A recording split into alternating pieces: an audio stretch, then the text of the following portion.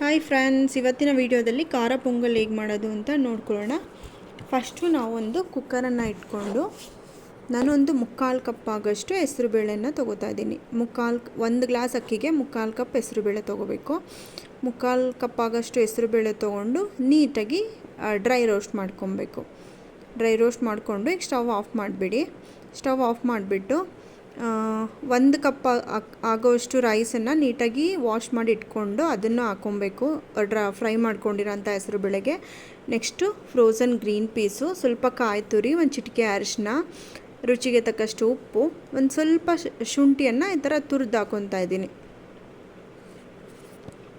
ನೋಡಿ, ಶುಂಠಿ ತುರಿದು ಥರ ಶುಂಠಿ ಹಾಕ್ಕೊಂಡು ಇವಾಗ ನಾನು ಟೋಟಲ್ಲು 1/4 ಗ್ಲಾಸ್ ತೊಗೊಂಡಿದ್ದೀವಿ. 1 ಗ್ಲಾಸ್ ಅಕ್ಕಿ, 3/4 ಗ್ಲಾಸ್ ಆಗೋಷ್ಟು ಹೆಸರು ಬೇಳೆ. ಸೊ ಇದಕ್ಕೆ ನಾನು 4 ಕಪ್ ಆಗೋಷ್ಟು ನೀರನ್ನು ಹಾಕ್ಕೊತಾ ಇದ್ದೀನಿ. 4 ಕಪ್ ಆಗೋಷ್ಟು ನೀರು, ಯಾಕಂದರೆ ಪೊಂಗಲ್ ಸ್ವಲ್ಪ ಸಾಫ್ಟಾಗೇ ಇರಬೇಕಿರೋದ್ರಿಂದ ನೀರು 4 ಕಪ್ ಬೇಕಾಗುತ್ತೆ. ಹಾಕಿ ಒಂದು ಸತಿ ಮಿಕ್ಸ್ ಮಾಡಿ ಕುಕ್ಕರ್ ಲಿಡ್ಡನ್ನು ಕ್ಲೋಸ್ ಮಾಡಿ 3 ವಿಷಲ್ಸ್ ತೊಗೋಬೇಕು. ನೋಡಿ, 3 ವಿಷಲ್ಸ್ ಹಾಕಿ ಇವಾಗ ಕೂಲ್ ಡೌನು ಆಗಿದೆ. ಈ ಥರ ಆಗಿರುತ್ತೆ. ಇವಾಗ ನೀಟಾಗಿ ಒಂದು ಸತಿ ಮಿಕ್ಸ್ ಮಾಡಿಕೊಂಡು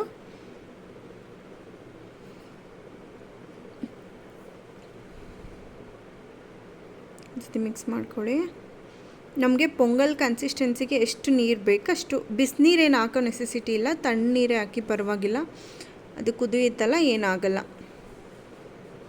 ಮಿಕ್ಸ್ ಮಾಡಿಕೊಂಡು ಪೊಂಗಲ್ ಕನ್ಸಿಸ್ಟೆನ್ಸಿಗೆ ಎಷ್ಟು ನೀರು ಬೇಕು ಅಷ್ಟನ್ನು ಹಾಕ್ಕೊಂಡು ಉಪ್ಪೆಲ್ಲ ಕರೆಕ್ಟ್ ಆಗಿದೆಯಾ ಒಂದು ಸತಿ ಚೆಕ್ ಮಾಡಿಕೊಂಡು ಅದು ಕುದಿಯಲಿಕ್ಕೆ ಬಿಟ್ಬಿಡಬೇಕು.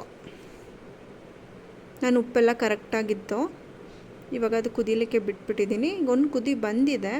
ಅಷ್ಟರಲ್ಲಿ ಒಗ್ಗರಣೆ ಮಾಡ್ಕೊಳ್ಳಿಕ್ಕೆ ಹಸಿರು ಮೆಣಸಿನ್ಕಾಯಿ, ಕರಿಬೇವಿನ ಸೊಪ್ಪು, ಕೊತ್ತಂಬರಿ ಸೊಪ್ಪು, ಸ್ವಲ್ಪ ಗೋಡಂಬಿ ತೊಗೊಂಡಿದ್ದೀನಿ. ಇವಾಗ ಸೈಡಲ್ಲಿ ಒಂದು ಬಾಣಲೆ ಇಟ್ಟು ಅದಕ್ಕೆ ಸ್ವಲ್ಪ ಎಣ್ಣೆ ಹಾಕಿ, ಸ್ವಲ್ಪ ತುಪ್ಪ,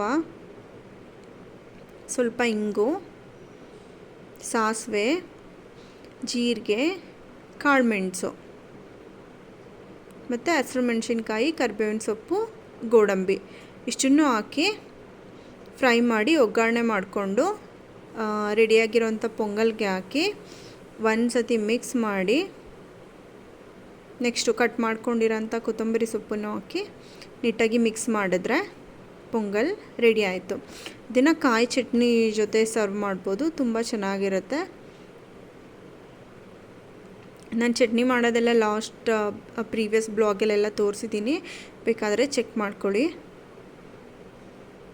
ನೋಡಿ, ಈ ಥರ ಮಿಕ್ಸ್ ಮಾಡಿಕೊಂಡ್ರೆ ಬಿಸಿ ಬಿಸಿ ಪೊಂಗಲ್ ರೆಡಿ ಆಯಿತು. ಒಂದು ಸತಿ ಟ್ರೈ ಮಾಡಿ. ಸಿಂಪಲ್ ಆಗೂ ಇರುತ್ತೆ, ತುಂಬ ಈಸಿಯಾಗಿರುತ್ತೆ ಆ್ಯಂಡ್ ಟೇಸ್ಟಿಯಾಗಿರುತ್ತೆ. ನೋಡಿ ಎಷ್ಟು ಚೆನ್ನಾಗಿದೆ.